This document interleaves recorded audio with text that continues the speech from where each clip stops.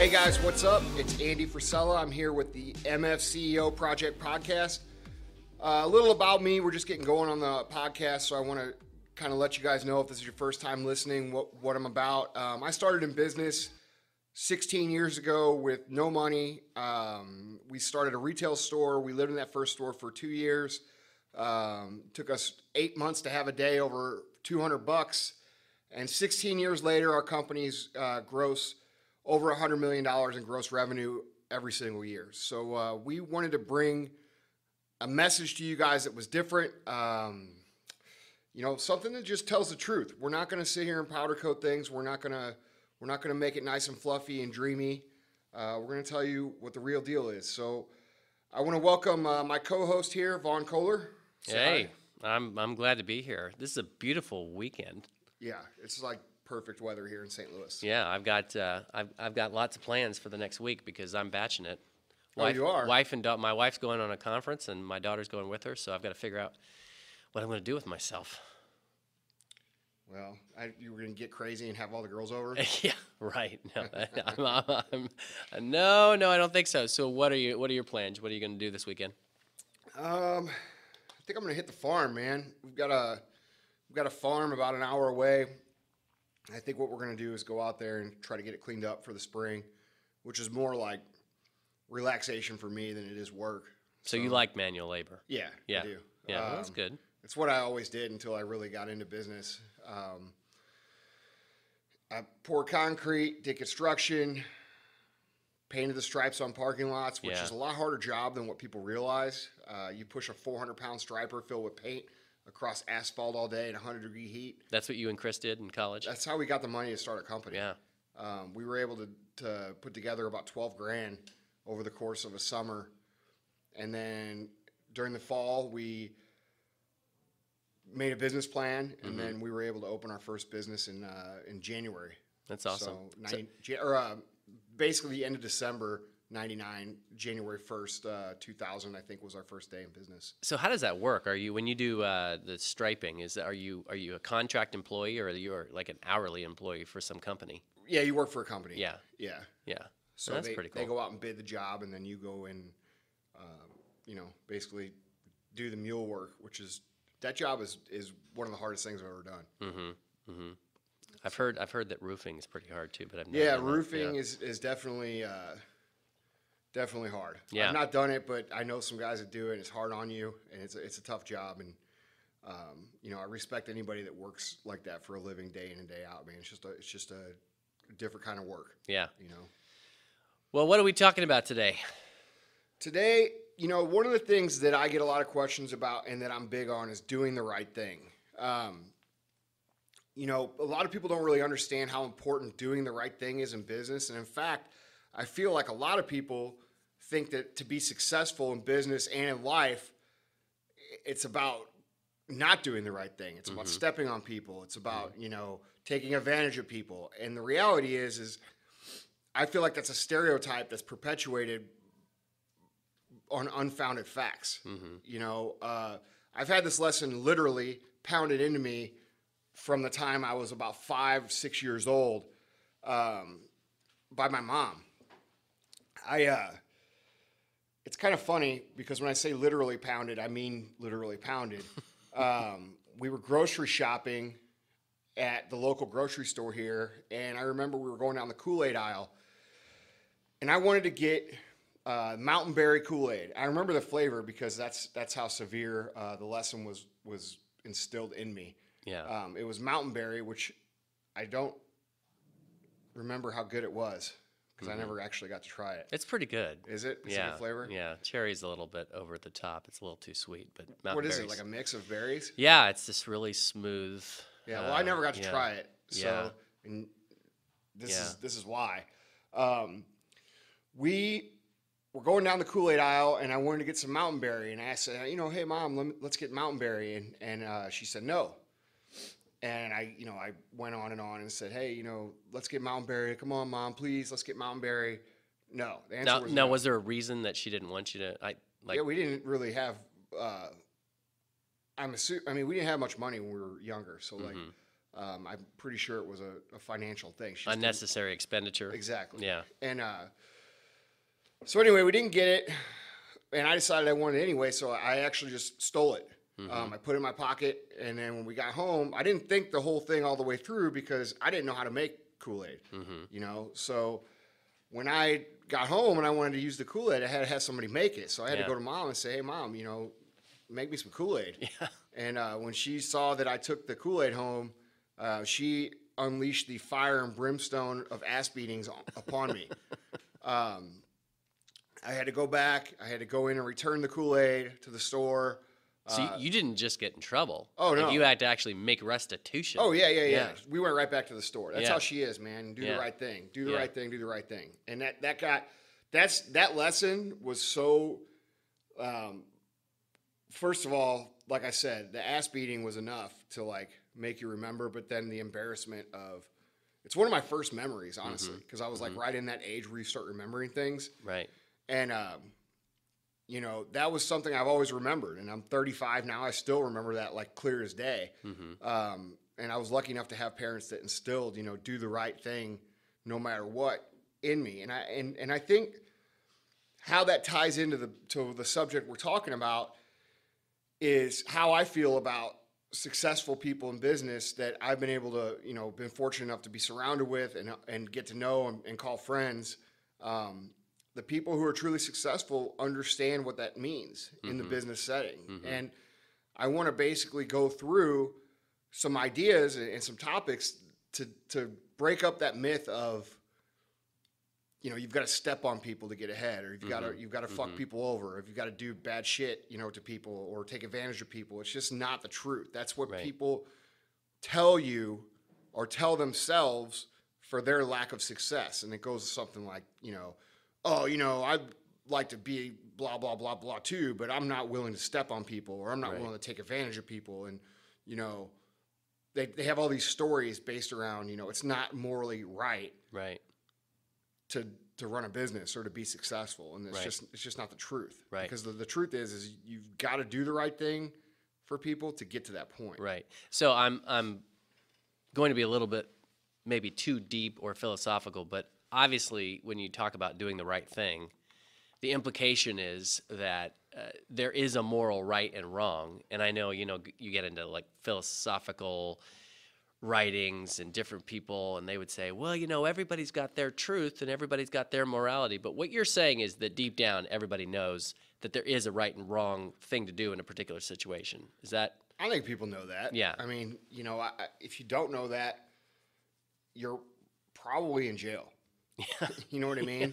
I think most people understand the concepts of right and wrong on a basic level, no matter how much they pretend to or not understand those concepts.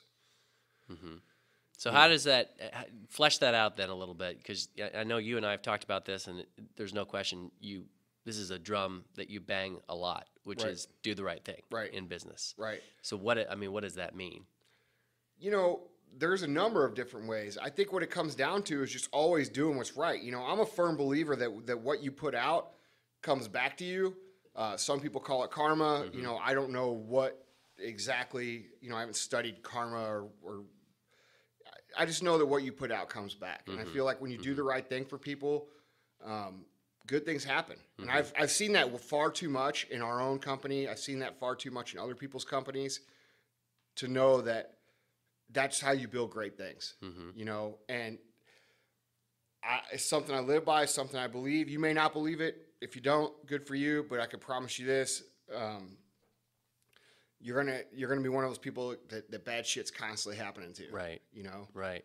So, social psychologists talk about the law of reciprocity.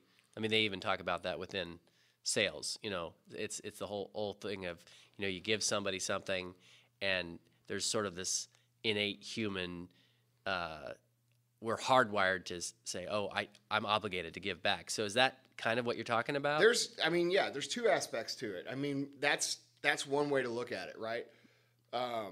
That's not necessarily the way I was speaking about it a moment ago, but that's definitely one way to look at it. One way to look at it is, you know, hey, if I treat people right, I do good things, they're going to feel, you know, a sense of obligation or loyalty to you to repay you for those good things.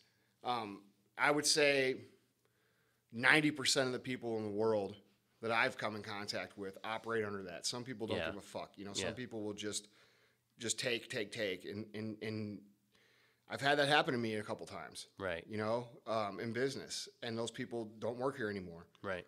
But I feel like if you're going to build a great culture, which you might be starting out, you might be a one-man operation, but the reality is if you're not focusing on your management skills now, you're going to have a very hard knocks learning lesson about how to manage people and build a team / culture within your business. And the reality is you can't do it alone, right? I mean, you can only do so much work. And if you have a good team behind you, you can accomplish much more. And if you want to have a good team, you've got to treat them right. Otherwise, they're going to come to work and show up for a paycheck instead of come to work and basically go to battle with you to accomplish something great. Right.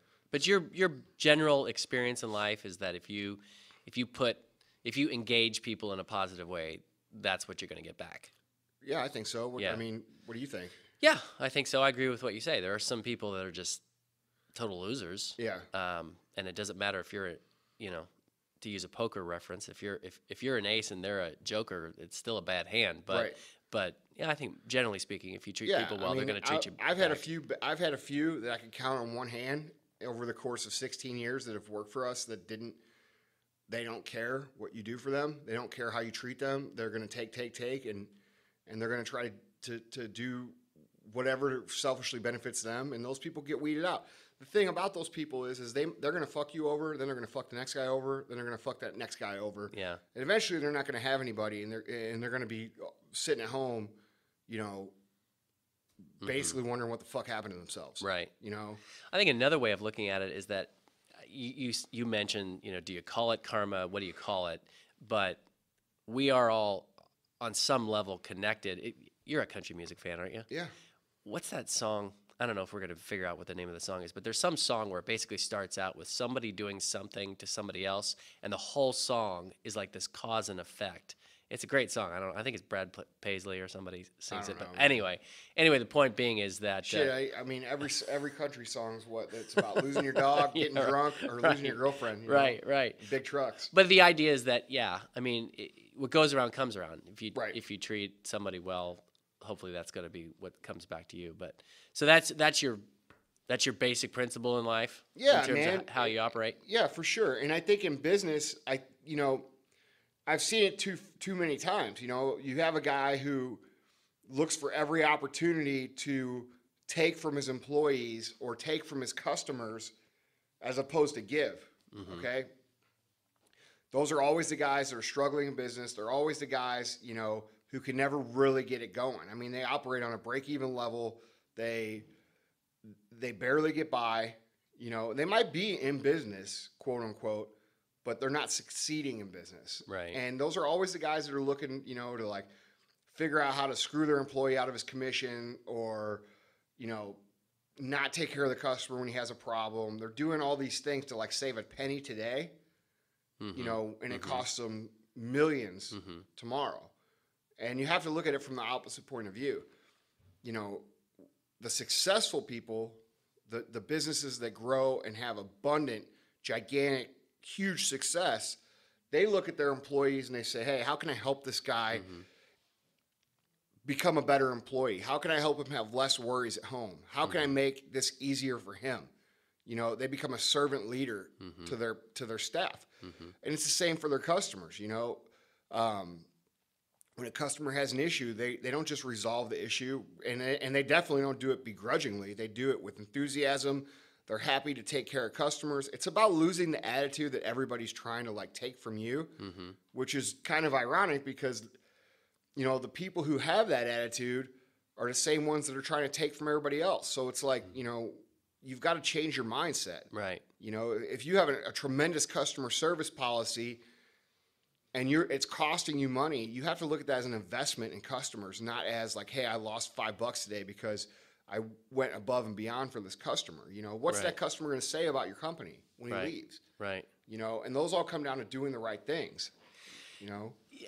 Now, I don't necessarily want to challenge you on this, but I mean, I think you would agree though that there are guys out there who are totally shady, who totally mistreat their employees, who the only thing that motivates them is money, not people, and they make a lot of money. So it's possible to do it, to be shady. Yes? I mean, yeah, it is. You know, there is aspects to business that I feel like people that don't really give a shit about anything but themselves can be successful in. I mean, you know, the financial sector is one of them. You know, look at the collapse they've had over the last 5, 6, 7 years. And, you know, those are guys, you know, that's almost like a perfect example of it. You know, how many of those guys got fired, how many of them got prosecuted. You know, it's a very selfish, money-driven thing. But I don't think that's most people that we're going to listen to this podcast. You know, are there exceptions to anything that I say? Absolutely. There always will be. You know, I'm just kind of speaking from my own experience. I feel like those people also, you may be able to make a lot of money in a very short term, but I think eventually, you know, those people, as they climb the ladder of success, the people at the top are not the people that have been the most selfish. They're the people who have gave the most. You know, and those people will recognize those qualities that are negative, and they don't do business with people like that. So there's a ceiling to where you get. You know, I mean, you look at guys that have, let's say, the top of the financial ladder. Bill Gates, one of the most philanthropic people on earth. You know, Warren Buffett, same thing. You know, you look at these guys who are just massively huge wealthy. Their companies have some of the best employee benefits programs. They have some of the best pay. Right. Okay. They have some of the best cultures.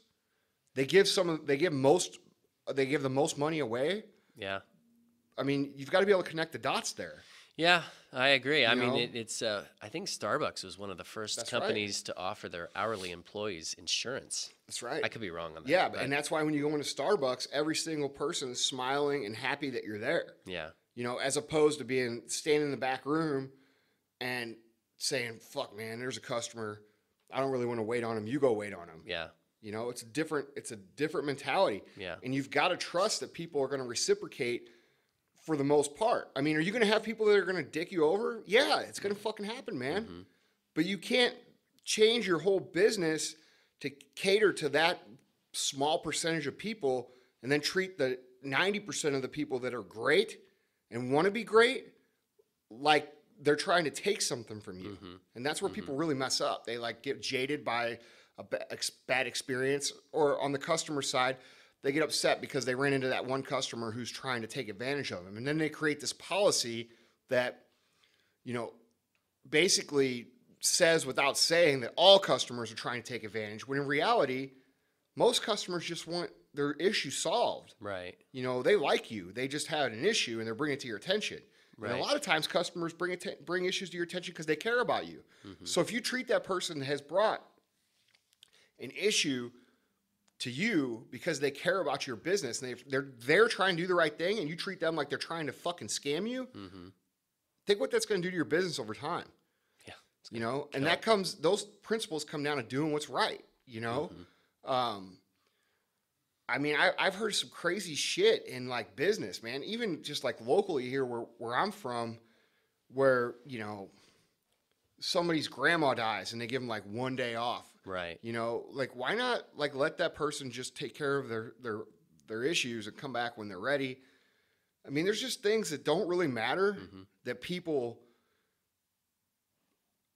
assume are lies. You know what I mean? Like, you know, I like some of these guys that own businesses. Oh, that guy's wanting an extra day off because he's trying to take advantage of me, and that might be true. But most people will not take advantage of you on that. You know what I mean? If you're doing the right thing consistently, they're going to say, oh, man, you know, Andy's a good dude. He let me come back when I want. You know, I'm going to try to get back to work right away. Right. Whereas if you always are treating them like shit and trying to take something from them, you know, customers or employees, they're going to do the same to you. Right. They're going to say, fuck, I'm going to take an extra day off because I don't want to be around that prick. Right. So I heard probably the most comical but also just insane story the other day. A young woman that I know, she was going for a job interview, and at the interview, they were meeting at St. Louis Bread Company, and at the interview, the potential future employer, actually this happened several months ago, the potential future employer said, hey, I'm not going to get you a drink because I don't really have it as part of my budget. Not going to get you a drink. Meaning when they met for the interview at St. Louis Bread Company, the future employer actually said, hey, I'm not going to buy you a drink because I don't have it in my budget. What's that say about your business? Well, as this young woman pointed out, she said, I was a fool because I should have known better. 3 months later, it's like the worst boss she's ever had. She took the job? Yeah, she took the job. Oh, my God. Yeah, she took the job. How could you... I mean, yeah. But in any case, so the way that you would describe that then would be just to kind of summarize what you're saying. Give what you want to get. Yeah, and people choose to not believe that as truth. They choose to believe that, it doesn't matter. There's no karma. I'm not going to get back what I give, so I'm gonna do whatever the fuck I have to do today for me. Right. And dude, that's a very selfish way to look at it. And when you look at it that way, and you choose to believe that that's the way it is, that's what you're going to get back, man. Right, because, right. And it's almost like a self-fulfilling prophecy because other people see you as selfish. They see the decisions you make as selfish. You become labeled as selfish and somebody who looks out for themselves, and then nobody wants to fucking work with you or for you or buy from you. Yeah. So you have two options. You can either do the right fucking thing, and people can look at you and see you in a way of a generous, caring, loyal employer, business owner, or you could be a fucking asshole and always look out for yourself, and nobody will ever work for you. No customers will ever feel grateful to have you as a business, whatever it is you do, and people will avoid you. And the people who make it in business choose the first path. The people who get by in business choose the second path. And I'm not talking about, I'm talking about everything. I'm not talking about one little thing like, oh, I give my employees insurance. I'm talking about everything that you do. Right. Everything that you do, you have a chance to do the right thing or the thing that probably benefits you today. Right. And you have to be able to make doing the right thing a lifestyle. It's not a decision that you make on a case-by-case basis. It's a mentality that you adopt. Do the right fucking thing, man. That's what it comes down to. Whether it's helping, an older lady cross the street, helping somebody get groceries in their car, they're struggling, sweeping the floor when it needs to be fucking swept, emptying the trash can when it needs to be emptied. I mean, we're talking about basic shit. Right. But, most people, when you think about, like, what it takes to be a quote-unquote good person, and I realize, people are like, well, what, taking out trash doesn't make you a good person. It actually, in my opinion, I think it does, because it shows that you're willing to just do the right thing, and it also shows that to an employer that this guy does what needs to be done. It's a little bitty thing that shows that you care. You know what I mean? Absolutely. And the problem I feel like with the do the right thing mentality is that so many people are brought up under parents' beliefs of, maybe a guy has a shitty boss, and he's so beat down by that boss that he comes home from work and the little kid, who's growing up, all he ever hears is, successful people step on everybody. And, I'm not going to fucking do that because I don't get paid to do that, and blah, blah, blah, and they have all these negative things that come home for years and years and years, and they adopt that mentality. I'm not going to take out the trash because that's not part of my job description. Well, dude, if that's your fucking opinion, if that's the way you operate, you are never going to make it in life. Right. It will never fucking happen. Right. It just won't. Right. Like, dude, if you're not willing to do the little things, if you're not willing to put attention to detail, if you're not willing to take pride in the things that you do on a daily basis, no matter how fucking small that is, dude, you're never going to make it. Right. It's not going to happen. So, to me, those things tie into like doing the right thing. So what's something else? What's something else that you would talk about in terms of doing the right thing? You talked about we're fleshing this out. We're fleshing out what you mean by doing the right thing. You talked about giving what you want to get, you kind of added just now, putting in a really solid effort. Right. Well, it's just doing what needs to be done. Those things kind of go together. Like here's where an example of like doing the right thing. It's 5:00. all right, and you're getting ready to leave work, and you say, oh man, I got to go to the bathroom real quick. You go to the bathroom, the trash can in the bathroom is just like overflowing.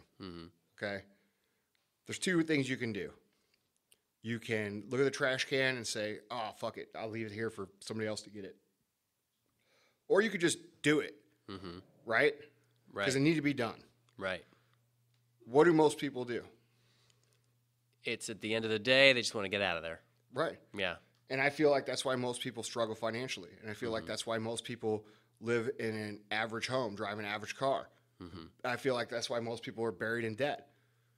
Because it reflects the fact that they're not willing to do the small things perfectly that need to be done.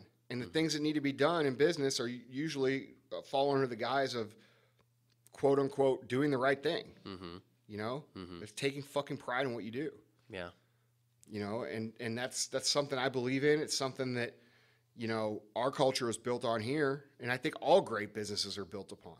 You know, you don't walk into Zappos or Amazon or Google and find people that don't fucking care about the company, you know, that hide under their desk when there's something to be done, man. You think that Steve Jobs walked into Apple and said, hey, man, you know, I need 3 volunteers to go sweep the parking lot. You don't think that every motherfucker in there would jump up and go do that? Right.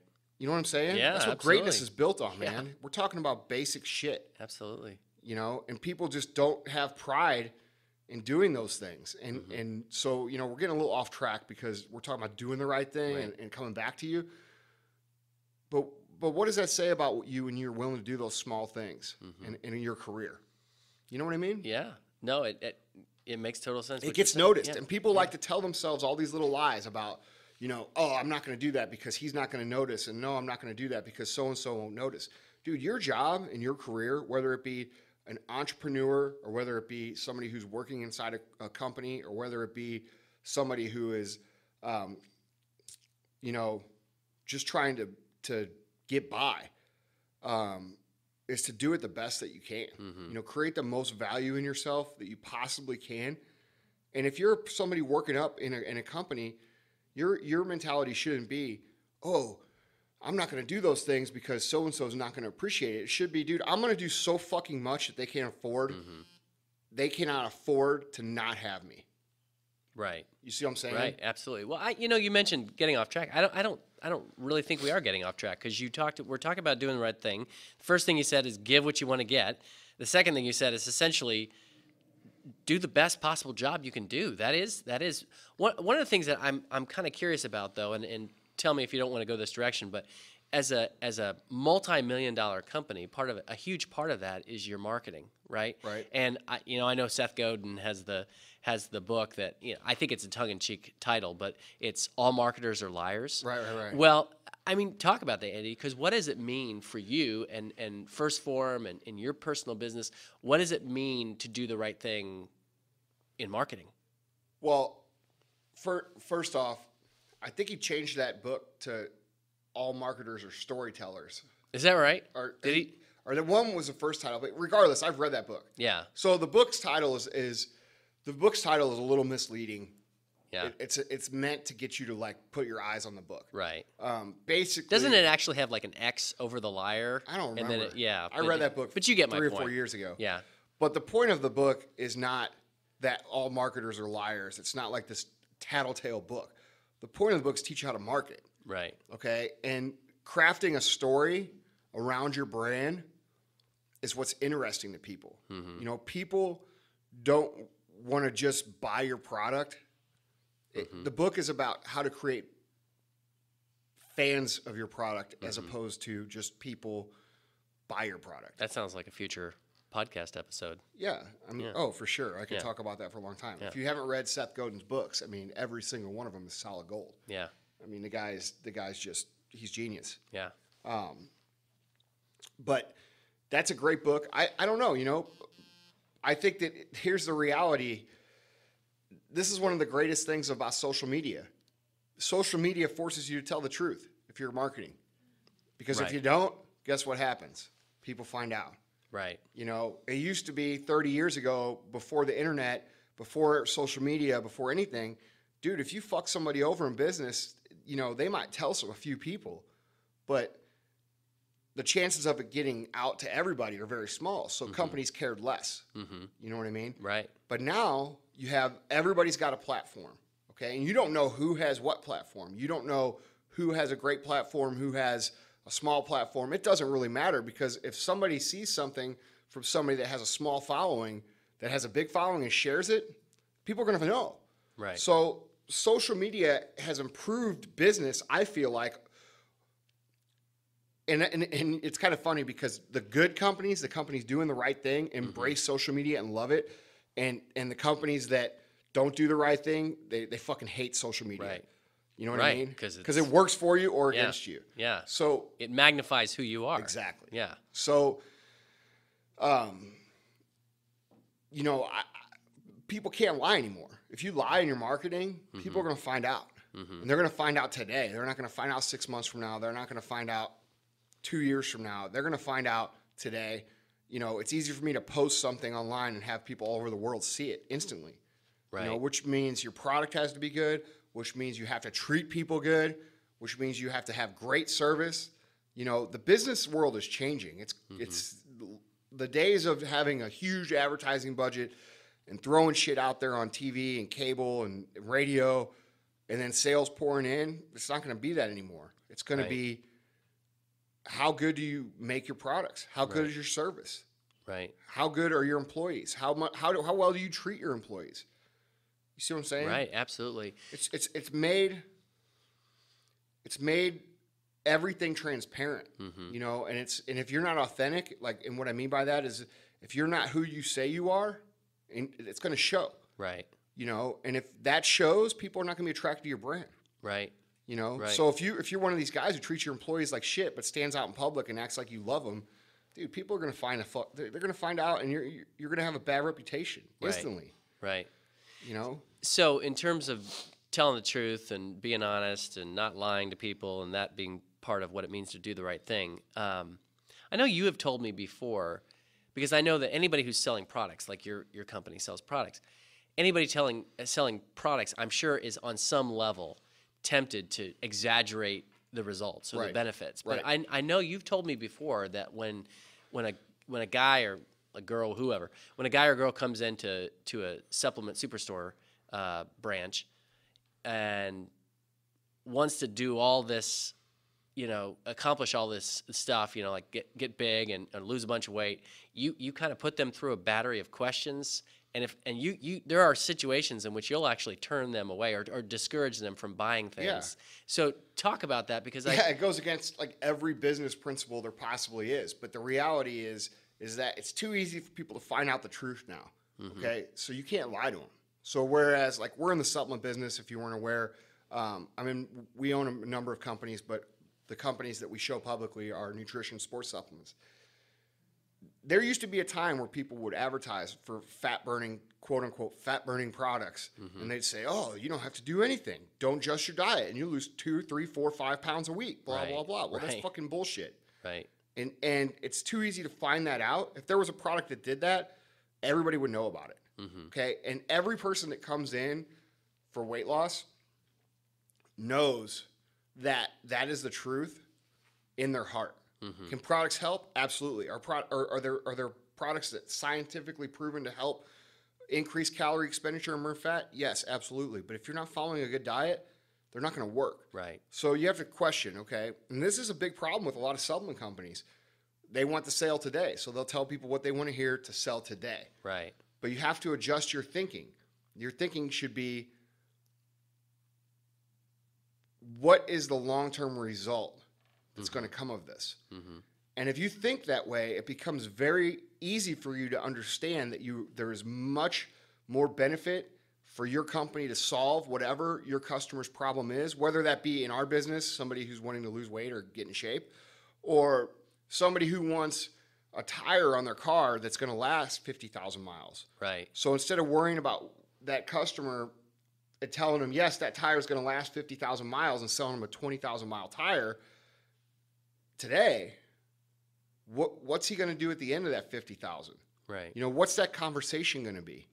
You know, that your goal should be to own the conversation of, hey, where do you get your tires at? And the guy says, oh man, I went over to Vaughn's tire shop. That guy always tells me the truth, man. He sold me a pair of $50,000 tires. They last 70,000 miles. Okay. You see what I'm saying? Yeah. So the word of mouth that you're trying to control, needs to be long-term oriented. And when you think long-term, you're much better suited to solve the problems that creates positive word of mouth. People become happy. Your business grows. So is that doing the right thing? Absolutely. I think it is. Yeah. People every fucking business on earth, it's designed to do one thing. It's to solve a problem. Yeah. That's it. It's still pretty amazing to me. I mean, I don't know why I'm amazed by it, but the idea that, somebody comes in to a supplement store, you have the potential of selling hundreds of dollars in supplements, and you're going to tell them, dude, the reality is if you don't eat right and you don't exercise, these aren't going to help you at all. That's the truth. Yeah, it's the truth. But I got to tell you, I've never had a weight problem, but I've gone into other supplement stores before, and they don't even get it. Yeah, but here's not the thing. yours. I know, but here's the thing. You sell that person at $300 today, right? $400. That person goes home, doesn't get results. Right. When that conversation comes up about weight loss, which it comes up for people who have weight problems, almost on a weekly, probably a couple times a week basis. Do you want that person to say, hey, I went there and they didn't help me, or I went there and what they told me didn't work? Or do you want that person to say, hey, I went in there and I tried to buy shit and they told me to not buy shit until I got my diet right? Yeah. Those guys, you go in there, they're going to really help you. They cared about me. You see that? Yeah. It's a different conversation. Absolutely. So what would you rather have for your business? Oh, they cared about me That's enough right. to turn me away. Because that's how people buy. Yeah. People don't buy because of advertising. People buy because of word of mouth. Okay? There's science out there that shows that the companies that advertise on the Super Bowl don't sell one extra unit for those ads. Not one. Wow. Dude, you drink beer? Right? I do. Okay. Yeah. Well, not anymore because I'm gluten-free. All right. Pastor Vaughn drinks beer. All right. So here's the deal. Vodka is really the... All right. Let's pretend you still drink beer. Okay, that's fine. All right. Budweiser, $30 million on a Super Bowl campaign. Yeah. Did you buy any extra Budweiser because you saw those ads? I did not. All right. So I did not. Why are they spending that money doing that? Well, I do like the horses. Well, yeah, they're cool. Yeah. But that's not resulting in sales. I would say my point in saying this is this. My point is that that's not why people buy. Right. You have to think about the conversation that creates opportunity for your company or your goal or your anything to be brought up. And the only way to control those conversations is to do the right fucking thing. Right. That's the point. That's how we're tying this all together. So if you don't do the right thing by your customers, you don't do the right thing by your employees, let's take two conversations. Let's take the employee. We just talked about the customer conversation. The customer conversation becomes, hey, I'm thinking about getting some new tires from where should I go? And they're going to say, fuck, dude, go see Vaughn. That guy, he tells me the truth, right? Or they're going to say, hey, go see Andy at the Supplement Superstore, or First Phorm because he's not going to bullshit me, right? People feel comfortable because you're telling the truth. But let's take that from the employee standpoint. You need good employees to grow, right? You have to have it. Right. And the hardest resource for companies to find is good employees. Right. So how do you find good employees? Well, people hear about companies that treat them well, I guess. Exactly. Yeah. Your company, your employees go out into public in their lives and they say one of two things. They say, I love my job. I love what I do. My boss is the fucking man. He takes care of me. He cares about what's going on. It's fun. Or they say, dude, this place fucking sucks. I hate my job. I can't wait for this next blah, blah, blah, blah, blah. Right. That's it. Right. So you're talking about sales and you're talking about manpower. Both are controlled. The conversations are controlled by doing the right thing. Right. Right. You see what I'm saying? Yeah. I mean, it makes but a lot of sense. of But you've got to tie it all together mentally. And I don't care what you say. I don't care what you say, who you are, or anything. You will never be able to convince me otherwise. So, yes, that's my opinion, but here's the reality. If you don't do the right fucking thing by your customers, you don't do the right fucking thing by your employees, you're not going to be successful. It's not going to happen. You've got to do the right thing. You've got to treat people right. And if you don't, you're going to be broke, period. Okay, so playing devil's advocate, what if a guy says, listen, I mean, on some level I understand what you're saying, Andy, but I pay all my employees extremely generously. That's really all I owe them. I think people are short-sighted in thinking that. Mm-hmm. I think that you've got to give your employees a sense of purpose. You've got to, those employees, if that's all you value in your employment opportunity is money, then you're going to have people, you're training your people to always look for the next best thing that offers them $1 more than what you're paying. You see what I'm saying? Absolutely. So if you don't treat them well, like, and you take I think what you're saying is taking the perspective of, I pay them to do a job, they better do it, and I overpay them to do the job so I can mistreat them almost. Right. Because like a lot of people think that. Right. I see a lot of guys thinking that. Yeah, it's kind of like the guy that beats his wife, but occasionally gives her flowers. Yeah, or buys her a Mercedes. Right, oh, well, I can beat her. And she stays, exactly. Yeah, it doesn't buy you the opportunity to mistreat your employees. Right. And a lot of people think that. They say, oh, I overpay them. That means I'm going to overwork them. Right. That means I'm going to treat them like shit and blah, blah, blah. But the reality is dude, people care more about their purpose and about what they're doing and about the way they're treated and about what their company stands for than they care about money. That's just the truth. Yeah. And the reason is, and this is where people fuck up, like because CEOs, I speak for a fair amount of CEOs, most of them are very financially motivated. I am as well. Okay. I'm not going to be the guy that sits here and says, oh yeah, I'm in business and I don't care about making money. No, I fucking care about making money. But I've just learned that the way that you make money is by doing the right by people every fucking chance that you get. Right. Creating the most value you can for people. Now, if you're one of these people who thinks, oh, I'm going to pay a guy who's worth 40 grand a year, I'm going to pay him 80, I'm going to treat him like shit. The guy in that position is going to get so sick of coming to work that it becomes torturous and miserable to where the point he's considering like killing himself. He will leave and go back to a $40,000 job. I've seen it. Not in our company, but I've seen it plenty of times. Right. I've had friends that have left great jobs to come work at a better work environment. If you don't create a good work environment, and a good work environment comes from doing the things that you can for your employees, quote unquote, doing the right thing. If you don't create that, there's too many other companies out there creating that. They're going to attract all the good employees, and you're going to be left with the guys who only care about money. Yep. And they're going to fuck you just as bad as you fucked them.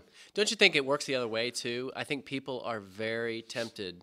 I know I've done it. I took a job, even though in my heart I knew that the guy that I was about to work for probably wasn't a great guy. Right. But I took the job because it promised a $20,000 increase in my salary. And boy, was that a mistake. And isn't it true that on the flip side, I mean, on the one hand, you have the owners who think if they just pay people more, they can, treat them terribly. But then the other hand is people think, well, I could deal with more because I'm making more. Right. I think that's how you justify that short-term decision. Right. You know what I mean? Right. That is getting into a totally different subject, which I think is like why it's important to follow your passion, which is a conversation that most people can't understand, and needs clarification. That's, we have an episode coming up on why it's important to do that. Yeah. But I think that comes down to, what you're saying. I think people do justify that. I think the reason people justify that is because they think, oh, $20,000 is going to change my life. When in reality, it doesn't fucking change anything. You're going to go out. You're gonna buy a car that's $200 more a month. You're gonna fucking buy a bass boat or some bullshit that you don't even need. Right. And you're gonna be in the same fucking position that you were in before. Right. Only you hate your job. Right. You see what I'm saying? Right. Absolutely. Don't make short-term decisions in business, man. Make long-term decisions. The best thing I ever taught, the best thing I ever taught all of our employees, everybody, is to see a customer's lifetime value. No matter what. Don't think about today. Think about what they're worth over the course of time. Think about what conversations they're going to have about you. Think about what conversations they're going to have about your business. And when you could train people to think that way, and you could train yourself to think that way, dude, you just hit like 80% of what it takes to be successful. Because we're in a weird position right now in society and business. The cultural shift in business in general, because of social media, has become one where it used to be short-term thinking. Sell, sell, sell, sell, sell, sell, sell, sell, sell, sell, all fucking day. Right. And if you don't sell, you're fucking fired. Right.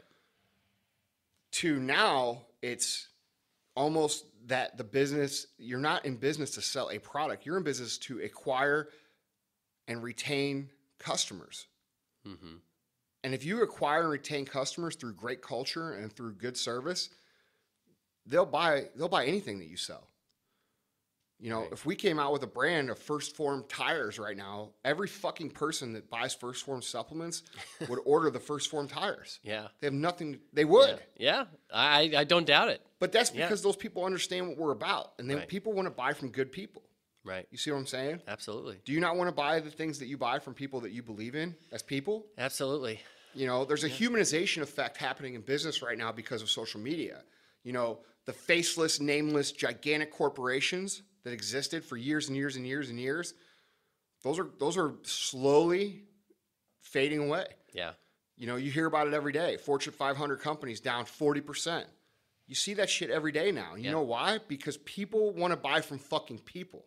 Right. They don't want to buy from some faceless, nameless organization that they can't relate to. Right. You know, and they want to see real, you know, they don't want to see some polished. There's a reason reality TV is so popular, man. It's why are there not TV shows anymore? Why is it all reality TV? Because people want to see the real shit.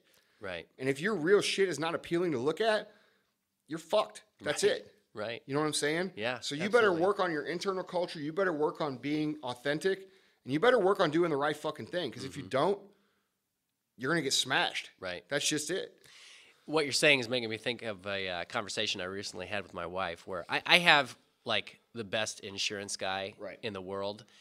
He lives in Kansas City, and he deals with my spaciness. And like literally, when I forget to sign something, there are times where he's actually driven to St. Louis and just tracked me down to get me to sign something. And the other day, I don't know, somehow it came up that we might be able to get a cheaper rate on our insurance. Right. And I said, my wife, I told her, I said, honey, there is no way I am ever going to get another insurance guy. Right. And frankly, I may be paying too much for my insurance. I'm don't not care. sure, but I don't really care. That's right. Because He makes it easy. he makes it easy, and he treats me cares. well, and he cares, and he goes the extra mile. Dude, people will pay more for that. He does the right thing. That's right. Yeah. So He does the right thing. So when you think about like doing the right thing, you know, at the beginning of this podcast, some people were saying, "Oh yeah, everybody who is in business is a fuck, and they step on everybody and blah blah blah blah blah." Yeah. Dude, if you run your business like that, you're gonna get fucking steamrolled Right. by companies that don't. Right. There is no longer an opportunity for you to step on people, to take advantage of people, to sell people shit they don't fucking need. If you do that, you're not gonna make it. Right. You know, the reality is you have to care about people because people know now. They can see you. They can find you. They can come talk to people that know you. That's the power of this network that's been created. And if you haven't figured this out as a business owner or an entrepreneur, that's how you get ahead, you're in trouble, man. Right. Right. That's it. Right. So you're gonna have to bear with So me. let's just take this to a basic entrepreneurial level. Yeah. I'm just sitting here. These things are running through my mind because I could talk about this for hours and hours and hours. Did you ever in your life a lemonade stand or similar? I did. Yes. Okay. They were very popular in the 80s. All right. So let's talk about lemonade stand because I had one, you had one. Yeah. You know, we're roughly the same age, so maybe we were competitors at one point. We Right. just didn't know it. Yeah. But here's the reality: lemonade stand. Yeah. Simplest business ever. Yeah. All right. You don't even have to pay fucking taxes. It's awesome. Well, the IRS did go after one kid one time. I got in the news. They did not. I saw it on Fox News. No I kid way. you not. It's the IRS. Oh. I have nothing against the IRS, by the Yeah. way. I love you, IRS. We love the IRS. All right. But here's the deal. Actually, that might have been a satirical story. You were a fine tax-paying lemonade stand. That's right. As was I. Yeah, yes, All exactly. right. So we paid our lemonade tax. That's right. All right. Let's edit out what I said a few minutes ago. Okay. Here's the thing. Lemonade stand. Let's assume that your lemonade and my lemonade are exactly the same. Right. Okay, because lemonade is lemonade. I mean, I've had some good lemonade, and I've had some bad lemonade, but let's assume that we're both expert lemonade makers. Okay. And You have a lemonade stand on one side of the street, and I am on the other side of the street. And let's assume that, I'm not as, handsome of a fella as I am. Mm-hmm. And let's just say we're equally as good looking. All right. We'll say that. No, basically my point is this. No competitive advantage, right? No better product, nothing. Right. Level playing field. Totally level. Yeah. Customer comes to my stand, tries my lemonade. Says, "Oh, that's great," comes back the next day, goes to drink the lemonade and spills it. Mm-hmm. And I say to him, "Hey, no problem. Here's another one. Just, do me a favor and let your friends know, to come by my lemonade stand." All right. What's the conversation going to be between the customer and his friends later in the day? Well, if he has a brain in his head, it's going to be, I was an idiot and I spilled my lemonade, but the guy hooked me up with a new one. Yeah. Right? Guy hooked me up with a new one Which at no cost. He did the right thing. Yeah. Hey, it was an accident. No big deal. Here it is. Did it cost me a little money as a lemonade stand owner to do that? Yes. All right. Mm-hmm. Do I see a return on that today? No. Mm-hmm. Did it affect my bottom line for today in a negative way? Yes. Mm-hmm. Okay. Now let's take the same situation. He comes to your lemonade stand. Same guy. Mm-hmm. He goes to your lemonade stand, and let's say he had never been to mine. Mm-hmm. Okay, so we're backing up in time. Goes to your lemonade stand, gets lemonade, he likes it. He comes back the second day. He goes to get his lemonade from a guy that he likes, and he spills it. Mm-hmm. And he says, "Hey, can I get another one?" You say, "No." Or you can, but you're going to pay for it. Right, you got to pay for it. Yeah. All right. So the guy's like, "Are you serious?" And you're like, "Yeah, I've got a business to run. Yeah. I can't just do that. That was your fault." If I did that for everybody. Right. Yeah. Exactly. Yeah. If I did that for everybody, I'd be broke. Yeah. All right. How many times have we heard that stuff? Right. Okay. So that guy buys another lemonade today because he wanted lemonade. Mm-hmm. But then later in the day, he goes to his friends and he has the conversation. "Hey, man, I went to the Vaughn's lemonade stand today. I accidentally spilled it. And can you believe what happened? That kid made me pay for another lemonade. I can't fucking believe that shit. Right. Who do these kids think they are?" Yeah. All right? Yeah. So if you look at it from today, did I sell 2 lemonades when I should have only sold 1? Yes. Yep. Did I make double the money I should have made? Yes. But what happened when the conversation was told about my company? And how many customers did that cost me? Yeah. Okay? Yeah. That's the value of doing the right thing in business. Right. That's awesome. And if you can't think that far ahead, you're going to have a very, very, very hard time in business. I mean, there's a lot of things we could say about that, but I could tell a million stories just like that. And I mean, I think one way to look at that is what you're saying to people is when you're a business person. I mean, yeah, you have to be guided by sound principles of economics and all that sort of stuff, but be big-hearted, be generous toward people, do the right shit. Yeah, it's not that hard. Right. We're talking about basic concepts of life here. Right. So you might fire me for this because I have this obsessive compulsive desire to constantly rehash what you've said, but I want to just, for the sake of our listening audience, I want to go through again what you said about doing the right thing. So basically, it's give what you get, be honest, in your messaging when you're talking to people about the results. You talked about treating people well, don't cheating them, be fair and generous. Don't steal from people.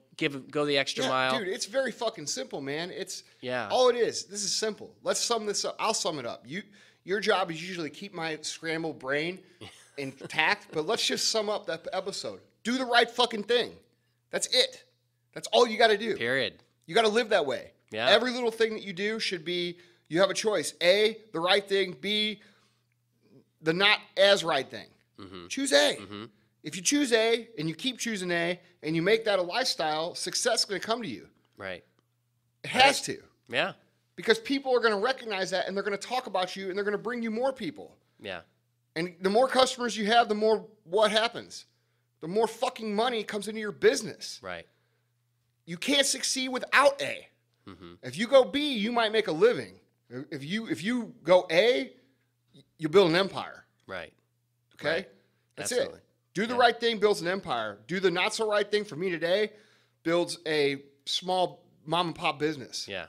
Well, I'm sure there are a lot of people out there who want to build an empire. So why don't you take a second to, I know we're always asking for feedback or if anybody has questions. So yeah, guys, tell them how to do it. This is a podcast new thing for us. Our whole goal here is to bring you the unconventional truths of business. If you guys have questions about business, shoot us an email. The MFCEO.com is a website. Go on there, contact us, hit an email. It comes directly to Vaughn and I. We don't have a staff. It's just us. If you want your questions answered on the air, let us know. We're always looking for content. We always want to help. We always want to do the right thing. Mm-hmm. And we want to bring content that you guys are interested in. So if you have a question, if you have a criticism, if you have an opinion, we'd love to hear it because unless it's negative, we don't want to hear that shit. No, I'm just kidding. No, we do. That's a whole nother podcast. Learn from your critics. The people who criticize you are criticizing you for a reason. Is there, how to decide whether it's really criticism or if it's just bullshit. Yeah. Constructive criticism. But the reality is guys. I don't know if you said it or not, but did you give the website or your Instagram account? Yeah. Okay. Oh no, Instagram. I'm at Andy Frisella. Vaughn, what's your Instagram? At Vaughn Kohler. Yeah. Hit us up. Let us know what you think, and website is www.themfceo.com. Yeah. Yeah. What's that stand for, Vaughn? I'm not going to say. Hey, listen. Oh, dude, I got the funniest story. This is so funny. Oh, okay. Okay, before we quit, this is a funny story.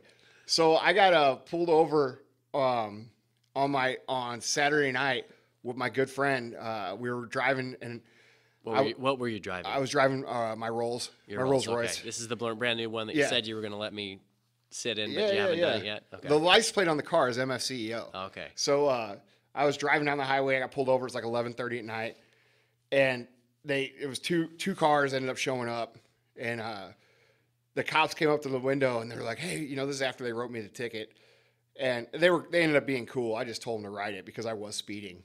You mean you did the right thing, dude? Here's the thing, though.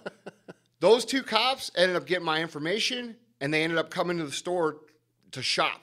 They wanted they you know what I'm saying? Yeah. I made two customers out of it. Yeah. Because I was polite, I made jokes, and I took the ticket without bitching. Right. But here's the reality. They looked at the MFCEO plate and they're like, "Hey, we just want to know what's MFCEO stand for? We think we know, we're not sure." And when I told them, dude, they were just dying laughing. That's great. So and they still gave you the ticket, huh? Yeah, they did. They had already wrote it before, but it was cool. I was speeding. I was doing 20 over. So yeah. But anyhow, just a little funny story. Hit us up, themfceo.com, and we'll catch you up next time. All right. Anything else? No, it's Final word? That's it. All right. Final word is do the right fucking thing.